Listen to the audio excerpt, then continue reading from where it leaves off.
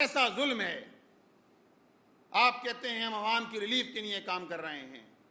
ابھی پچھلے دنوں مکیش چاولہ صاحب نے پریس کانفرنس کی اور یہ بات بھی میں عرض کر دوں کہ عوامی مزاحمت ہے کہ جس کے نتیجے میں وزیر صاحب نے اپنی پریس کانفرنس میں یہ بات کی کہ 14 اگست تک تو ہم پرانی نمبر پلیٹیں ہی چلیں گی, ہم کسی کو نہیں روکیں گے نئی نمبر پلیٹ کی بنیاد پر.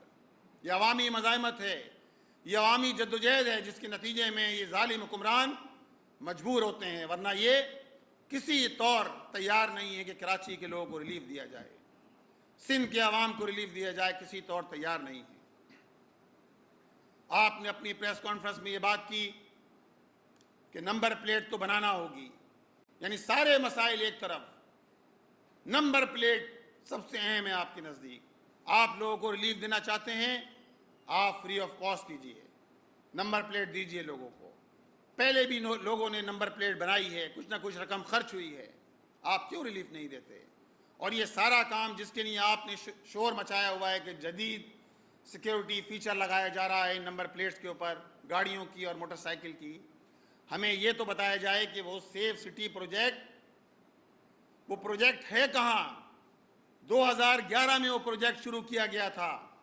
اس وقت سپریم کورٹ کے احکامات کا حکم تھا کہ شہر میں جس طرح لاقانونیت ہے سیف سٹی پروجیکٹ شروع کیا جائے. صوبائی حکومت نے 30 ارب روپے رکھے, لیکن 2011 سے لے کر آج 2025 ہو گئی ہے, 12,000 کیمرے لگنا تھے, 20% کیمرے بھی نہیں لگائے ہیں آپ نے.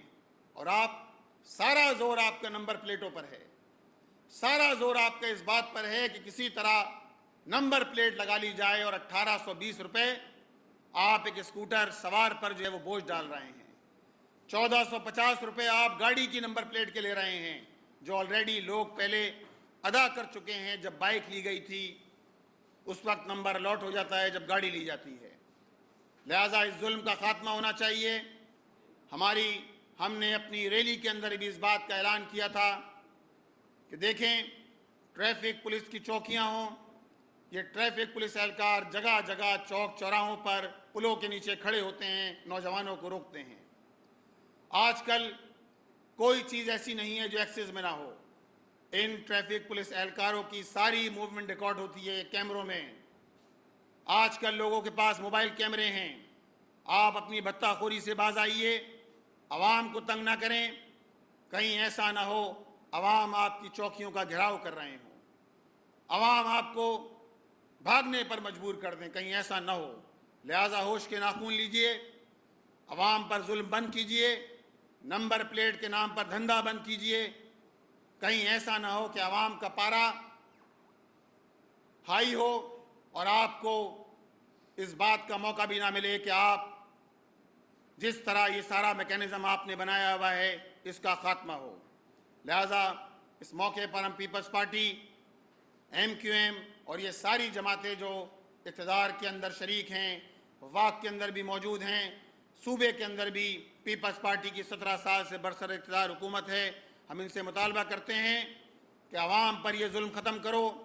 تم عوام کو ریلیف نہیں دے سکتے تو عوام کی جان چھوڑو. کہیں ایسا نہ ہو کہ عوام کا یہ جم غفیر جو آج پانی کے لیے پریشان ہے, بجلی کے لیے پریشان ہے, انفراسٹرکچر کے لیے پریشان ہے, یہ آپ کے ان سی ایم ہاؤس کا, گورنر ہاؤس کا گھیراؤ کرے اور آپ کو بھاگنے کا موقع بھی نہ مل سکے. بہت بہت شکریہ.